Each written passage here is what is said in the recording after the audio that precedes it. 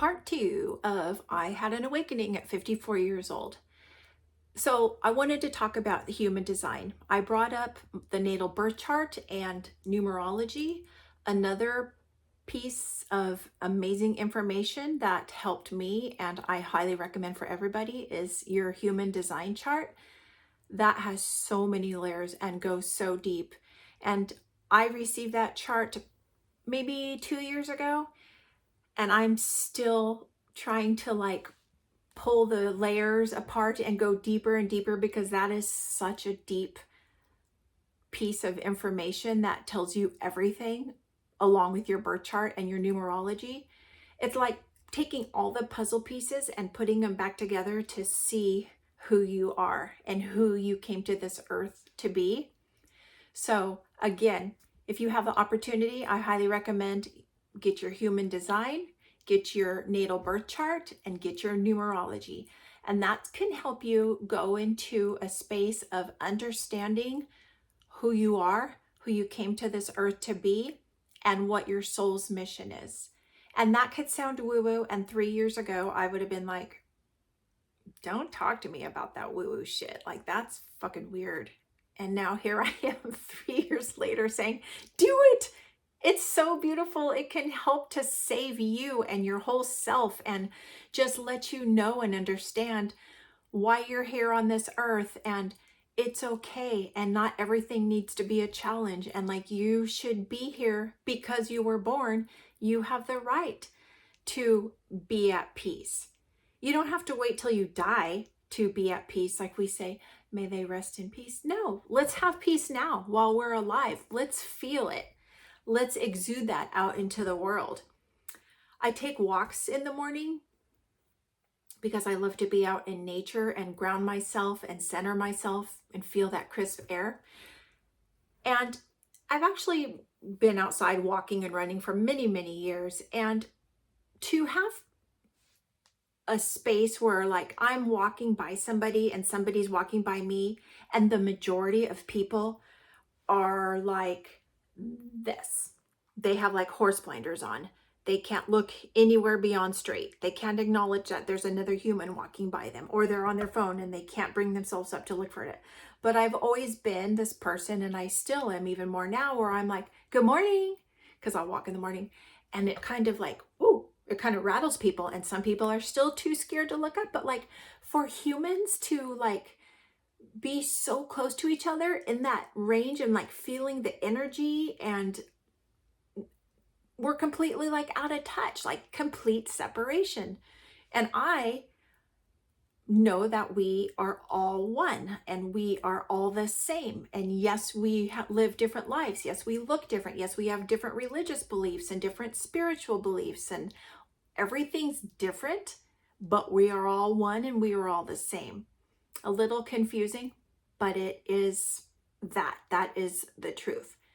So to hopefully I can help people like with a smile and a energy of like love and peace, of like, good morning.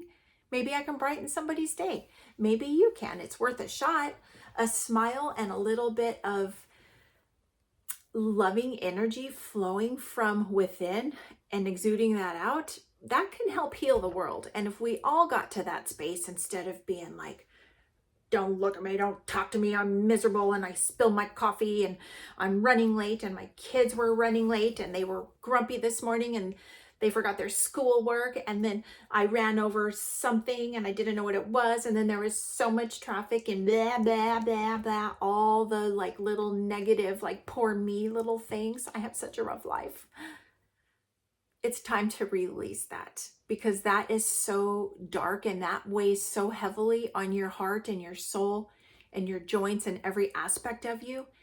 And that vibration is so low. And the more that we complain and talk negatively about ourselves and don't realize that we have the choice to cut that out and cut that habit and knock it off, and to be able to raise our vibration of love, joy, peace, unity, awareness, mindfulness, it is so much easier to live in this space than it is into the low vibration space. And I lived in that low vibration space for 54, probably, yeah, 54 years, because it was a pretty quick turnaround for me to start to understand about love, joy, peace, and high vibrations as I started my big journey of healing. So I would just love to help you guys to understand, like, this can be done. Like, I feel like I consistently have a smile on my face because I love life. Like, I now love me. I honor me. I've learned to honor my body, which is our temple. Like, if you didn't have your body and you weren't able to have arms and legs and a heart and the skin and the bones, like, you would just be like nothing. And we here in America, our fast-paced lives and all the things we ingest and what we're told to eat and we got to go, go, go, go, go, aren't honoring that space of our beautiful temple and our brains and our hearts and our peace and our love and our joy. It's hustle. I jumped off that matrix. I've jumped off that crazy train of, like, you got to hustle. You got to go to work from this to this, and you have to do this, and you have to do that, and you can't do this, and you have to do this. You're blah, blah, blah, blah, blah, blah, blah, blah. I jumped off that train, and I have had nothing but pure awareness and joy and the ability to not control, because the more I tried to control everything in my life, the worse it got. And that is a true fact for everybody and everything. When you try too hard or you're too focused on, say, like, you want to get pregnant. I did this for a long time. I want to get pregnant and have a baby when I'm 20. I'm going to do it. And that's all you think about. Eat, sleep, breathe, like having a baby. And like, it just keeps getting pushed farther and farther, and it never happens. And I know this is true because a lot of my friends and a lot of acquaintances, we've been trying to get pregnant for 4 years. Like, that's all we do. Like, that's all we think about. Like, we've done everything. We're doing every test and blah, blah, blah. And then the minute they gave up and stopped trying, then it happened. And that happened to me too. Like, the harder you try to control and force, the farther away the universe takes it. You're not ready. You're not ready for that yet. I've learned to just release, like, just surrender, and like, whatever happens, happens, and that's okay. And if it's didn't happen what I thought was supposed to happen, well, then that it wasn't supposed to happen. Maybe it's not time for that yet. Let's think about that divine timing. Maybe when it's supposed to happen, it will. But maybe if it never happens, that means that I was never supposed to have that in my life. And I've learned to accept that and acknowledge that and be okay with that. The more I became surrendered to myself, to my feelings, to what life is bringing at me, or what is being removed from my life, is just a space of, that's the way it's supposed to be. I'm not going to fight it. I'm not attached. Everything happens the way it's supposed to. And there's no fear.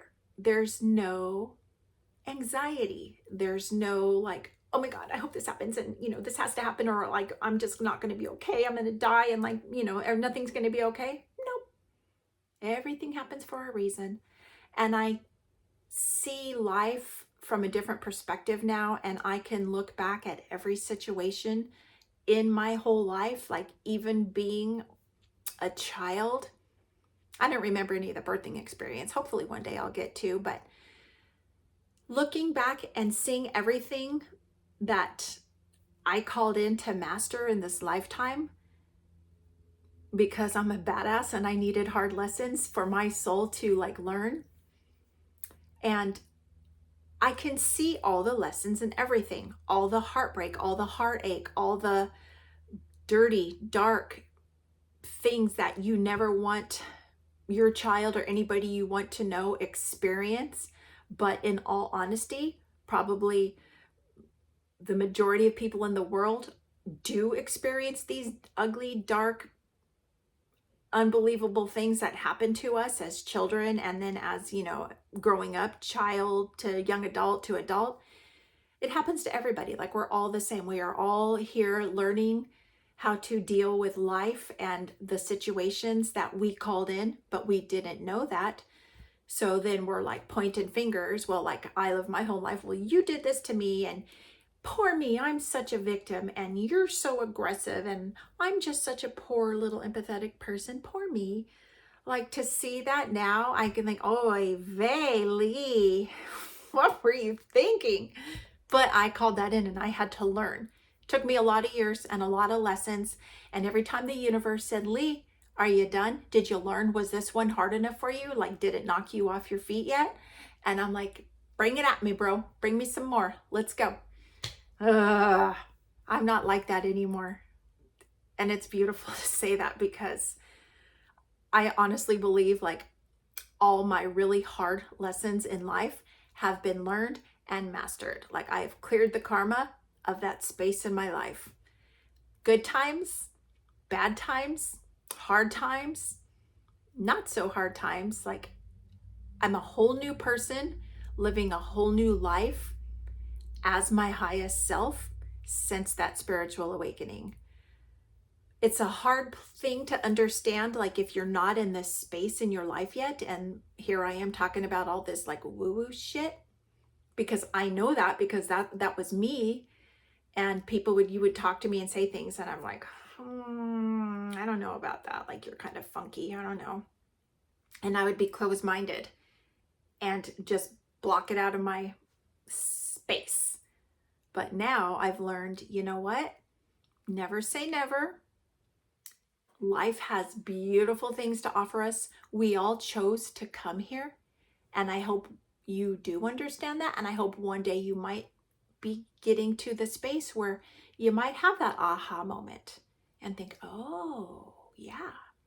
And now there's like synchronicities, and every day, like so many minutes of the day, I'm like, oh, look at that. That's a synchronicity. Like, oh, like I couldn't have asked for like a more clear path for me to see and understand and realize why I chose to do things and learn things in my life as a baby, as a toddler, as a child, the family that I chose, the family that I created, my awakening, my grandkids, and here I am at this beautiful space of being back to myself and loving myself.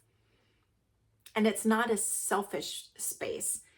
Loving and honoring yourself is a space that is truly needed, because if you don't love and honor yourself, you can't possibly love and honor anybody else in the way that you want. I thought I was all the years of my life with my husband and my kids, but it was nowhere near where it could have been because I didn't love and honor myself. I was pouring out of a completely empty cup. Like my cup was so empty, it was broken on the bottom and just nothing ever. And now that I've learned to love and honor myself, and I have to fill my cup before I can fill anybody else's, I have so much love and joy and space for everybody. And it's a beautiful time. I hope that you guys can resonate with something that I said. When I started on this healing journey, I would listen to videos and people's stories, and so many things would touch my heart and be like, oh yeah, this is my intention, to put these videos out into the world. They're raw, they're true, they're hurtful. And I do say these things with love because I know how painful and raw these life events are. So I would like to offer you to hit the subscribe button, hit the like button. Thank you for visiting my channel. I say this with love, 33.